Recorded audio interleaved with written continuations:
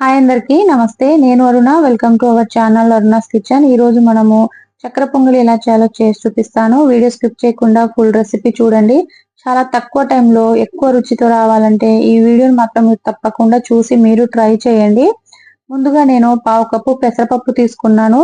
మీరు కప్పు కానీ గ్లాస్ కానీ బౌల్ ఇంట్లో ఏది ఉంటే దాంతోనే మెజర్మెంట్స్ అనేది సేమ్ తీసుకోవాలన్నమాట. దాంతోనే దీన్ని మీడియం ఫ్లేమ్ లో పెట్టుకొని పెసరపప్పుని మంచిగా ఎర్రగా అయ్యేదాకా ఫ్రై చేసుకోవాలి. మంచి అరోమాటిక్ ఫ్లేవర్ రావాలన్నమాట. వీడియోలో చూపిస్తున్న విధంగా ఇలా కాల్చుకోవడం వల్ల మనకి చక్కెర పొంగలిలో మంచి టేస్ట్ అనేది వస్తుంది. టెంపుల్ స్టైల్లో మాత్రం చేయాలనుకుంటే ఇలా కంపల్సరిగా పెసరపప్పుని ఫ్రై చేసుకోవాలి. నేను అదే బౌల్ తో ముప్పావు కప్పు రైస్ తీసుకున్నాను. ఈ ముప్పావు కప్పు రైస్ ని 3-4 టైమ్స్ నీట్ గా వాష్ చేసుకొని కుక్కర్ లో వేసుకుంటున్నా. మనం కుక్కర్ లో వండుకోవడం వల్ల చాలా షార్ట్ టైమ్ లో అయిపోతుంది. అలానే ముందుగా వేయించుకున్న పెసరపప్పుని కూడా వాష్ చేసుకొని కుక్కర్ లో యాడ్ చేసుకున్నా. నేను ఏ కప్పుతో కొలతలు తీసుకున్నానో ఆ కప్పుతోనే 2 కప్స్ వాటర్ తీసుకున్నాను. ఇది హై ఫ్లేమ్ లో పెట్టుకొని 3 విజిల్స్ వచ్చేదాకా మనం దీన్ని కుక్ చేసుకుందాము. పావు కప్పు పెసరపప్పు, ముప్పావు కప్పు రైస్, 1 కప్ అయింది కదండి, దానికి డబుల్ అన్నమాట. 2 కప్స్ వాటర్ ని తీసుకున్నాను. ఆ విజిల్స్ వచ్చేదాకా మనము చక్కెర పొంగలి కాబట్టి మనం కంపల్సరీ షుగర్ యాడ్ చేయాలి.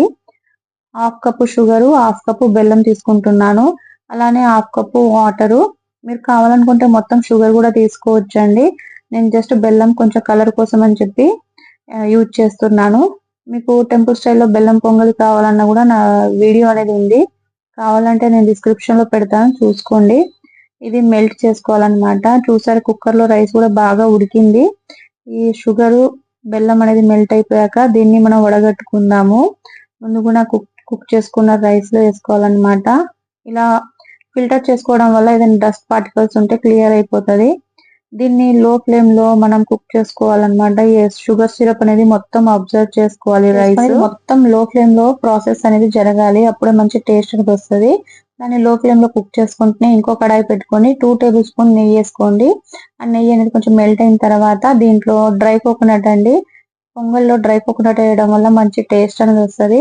దీన్ని లో ఫ్లేమ్ లోనే రోస్ట్ చేసుకోవాలి. అలానే కొన్ని జీడిపప్పులు మీరు క్వాంటిటీకి తగ్గట్టు వేసుకోండి. నేను ఒక బౌల్ క్వాంటిటీకి తగ్గట్టు వేసుకుంటున్నాను. జీడిపప్పు కూడా కొంచెం మంచి ఫ్రై అయిపోయిన తర్వాత దీంట్లో కొన్ని కిస్మిస్ వేసుకుంటున్నాను. వీటన్నిటిని మంచి గోల్డెన్ కలర్ వచ్చేదాకా ఫ్రై చేసుకోవాలి. ఫ్లేమ్ లో ఫ్రై చేసుకోవడం వల్ల చూసారు కదా మంచిగా గోల్డెన్ కలర్ వచ్చేసింది.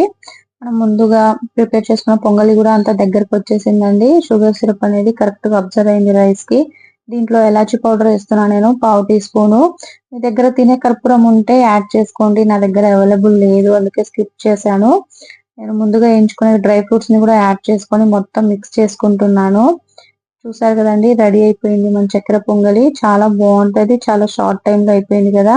మీరు ట్రై చేసి ఎలా వచ్చిందో నాకు కామెంట్ పెట్టండి. నచ్చితే లైక్ చేసి షేర్ చేసి సబ్స్క్రైబ్ చేసుకోండి ప్లీజ్. నేను సర్వింగ్ బౌల్ లో తీసుకున్నాను. దీన్ని బయట ఉంచినా కూడా వితిన్ 2 to 3 days అలానే ఉంటదండి. టేస్ట్ అనేది అసలు చేంజ్ అవ్వదు, చాలా బాగుంటది. మీరు మాత్రం తప్పకుండా ట్రై చేయండి.